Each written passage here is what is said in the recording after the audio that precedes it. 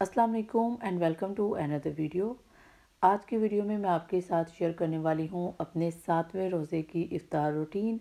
जैसे कि आप मेरी पिछली वीडियोस में देख चुके हैं कि मैं डेली बेसिस के ऊपर आपके साथ अपना इफ्तार मेन्यू शेयर करती हूँ। हो सकता है कि आप भी इसमें से कुछ चीज़ें जो हैं वो सिलेक्ट कर सकते हैं। बहुत सारे आपको आइडियाज़ मिल सकते हैं कि आज आप इफ्तार में क्या बना सकते हैं।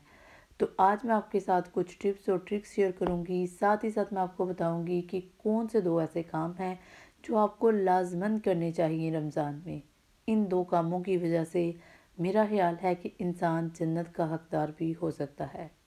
वैसे तो जन्नत इंसान ने अपने अमालों की वजह से ही कमानी है, लेकिन कुछ काम ऐसे होते हैं जो लाजमन इंसान को करने चाहिए और बहसीयत मुसलमान हमें इनका ख्याल रखना चाहिए। इफ़्तार के लिए सबसे पहले मैं सालन प्रिपेयर करती हूँ, क्योंकि सुबह के टाइम सालन जो है वो बहुत काम का होता है। अगर आप इसको प्रिपेयर नहीं करते, स्किप कर देते हैं, तो सुबह आपको बहुत मुश्किल होती है और आपको बहुत जल्दी भी उठना पड़ता है। तो मेरा ख्याल है कि हमें इसे सबसे पहले रेडी करना चाहिए। तो इसी तरह मैं सबसे पहले दाल माश बना रही हूँ। मेरी बहुत फेवरेट है और इसका टेस्ट भी बहुत कमाल का आता है। शर्त यही है कि आपने इसको अच्छे तरीके से बनाना है और दिल लगा के बनाना है। मेरे से थोड़ी सी आज एक गलती हुई थी कि जब मैं दाल माश बना रही थी तो मेरे से प्याज जो था ना वो थोड़ा सा डार्क ब्राउन हो गया था। आपने ऐसा नहीं करना, आपने इसको डार्क ब्राउन नहीं करना, इसको लाइट रखना है।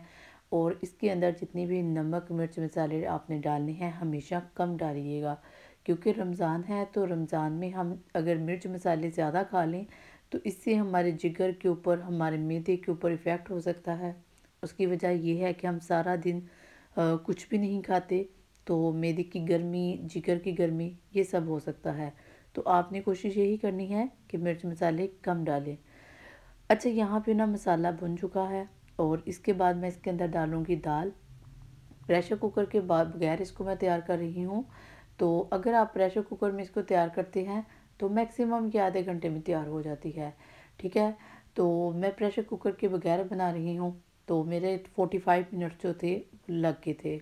तो मेरी यही होती है कि मैं सालन जो है जब तैयार करती हूँ तो साइड पे बाकी चीज़ों को काट लेती हूँ, क्योंकि एक तरफ सालन प्रिपेयर होता है तो साइड पे आप जब बाकी कटिंग्स कर लेते हैं तो आपका बहुत सारा टाइम जो है वो बच जाता है। सालन जो है उसको मैंने रख दिया है, उसके अंदर पानी डाल दिया है ताकि दाल जो है वो अच्छे से गल जाए। दूसरी तरफ मैं बनाऊंगी फ्रूट चाट। फ्रूट चाट बड़ी सिंपल बना रही हूँ। केला और सेब, ये दो फ्रूट्स जो हैं आजकल यही मिल रहे हैं, ज़्यादा यही मिलते हैं, बाकी भी मिल जाते हैं लेकिन इजीली यही मिल रहे हैं। तो साथ में किशमिश डालेंगे, थोड़ी सी गरी डालेंगे, तमाम चीज़ों को अच्छे से मिक्स करना है। मिक्स करने के बाद दूसरी तरफ हम तैयार करेंगे अपनी क्रीम। अच्छा, यहाँ पे ना क्रीम के बारे में मैं आपको एक ख़ास बात बताऊँ कि आप इसको ज़्यादा भी कर सकते हैं। वो कैसे कर सकते हैं?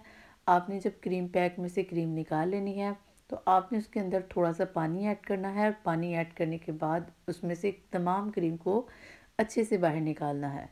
इसको निकालने के बाद आपने लेनी है चीनी। ठीक है, चीनी मैंने एक आधा कप जो है वो डाली है और इसको अच्छे से ब्लेंड करेंगे। अगर आपके पास ब्लेंडर नहीं तो आप चीनी का पाउडर बना के दूसरी मशीन जो मिलती है, दूसरी मशीन जो जूसर मशीन है, उसमें इसका पाउडर बना के फिर डालिएगा। अगर वो भी नहीं तो आप हैंड ब्लेंडर की मदद से इसको अच्छे से मिक्स कर लेना है। अब मिक्स करने के बाद आपने इसको डालना है फ्रूट के ऊपर और इसको अच्छे से मिक्स करना है। आपकी फ्रूट चाट जो है वो रेडी है। ठीक है, क्रीम जो है अक्सर लोग कहते हैं कि क्रीम अवेलेबल नहीं। अगर आपको क्रीम अवेलेबल नहीं तो आपने क्या करना है, आपने चीनी लेनी है और चीनी ही अपने फ्रूट के ऊपर डाल लेनी है और आधा घंटा इसको छोड़ देना है। आधे घंटे के बाद आपकी चीनी जो है वो डिज़ोल्व हो जाएगी और आपकी ज़बरदस्त किस्म की फ्रूट चाट जो है विदाउट क्रीम रेडी हो जाएगी। सालन भी हमारा जो है वो ऑलमोस्ट डन हो चुका है। आप देख सकते हैं हरा हरा धनिया जो है वो मैंने गार्निश कर दिया है अल्हम्दुलिल्लाह। तो सालन जो है वो प्रिपेयर हो चुका है। ये मेरा सबसे पहला काम होता है जिसको मैं निपटाती हूँ डेली बेसिस पे। इसके बाद इफ़्तार के लिए कुछ फ्रूट्स काट लेते हैं। जो भी आप काटना चाहते हैं, जो आपके पास अवेलेबल हैं, आप वो काटिएगा। इसके बाद हम पकोड़े बनाए। पकोड़े मेरे बड़े क्रिस्पी बनते हैं। बहुत सारे लोगों ने पूछा भी है कि आप इसको कैसे बनाते हैं, तो पिछली मेरी वीडियोस में मैं डिटेल के साथ इसके ऊपर बात कर चुकी हूँ कि मैं पकौड़ों के ऊपर कि मैं पकौड़ों को कैसे रेडी करती हूँ। अब हम बात करते हैं उन 2 कामों की जो हमें रमज़ान पे ज़रूर करने चाहिए। पहला काम जो हमें रमज़ान में करना चाहिए कि आप डेली बेसिस पे किसी बंदे को ज़रूर खाना खिलाएं। ये बहुत ज़रूरी है, इससे आपके रिस्क में इजाफ़ा होगा, आपको मेंटली सुकून मिलेगा, आपकी हेल्थ बेहतर होगी और अल्लाह ताला आपके लिए आसानियाँ पैदा करेगा। दूसरा इम्पोर्टेंट काम जो आप रमज़ान में करें वो अपने इर्द गिर्द का ज़रूर ख्याल करें।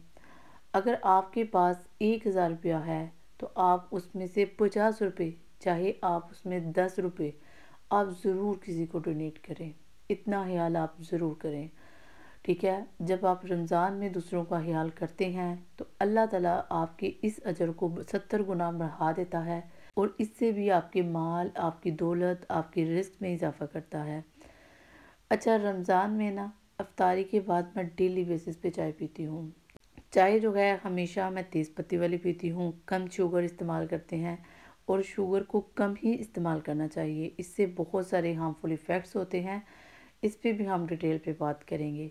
आई होप कि आप लोगों को ये वीडियो ज़रूर अच्छी लगी होगी। अगर वीडियो अच्छी लगी हो तो वीडियो को लाइक कीजिएगा, शेयर कीजिएगा और कमेंट सेक्शन में मुझे आपने लाज़मन बताना है कि आप अपने रमज़ान की रूटीन में क्या बना रही हैं, आपका रमज़ान कैसा जा रहा है।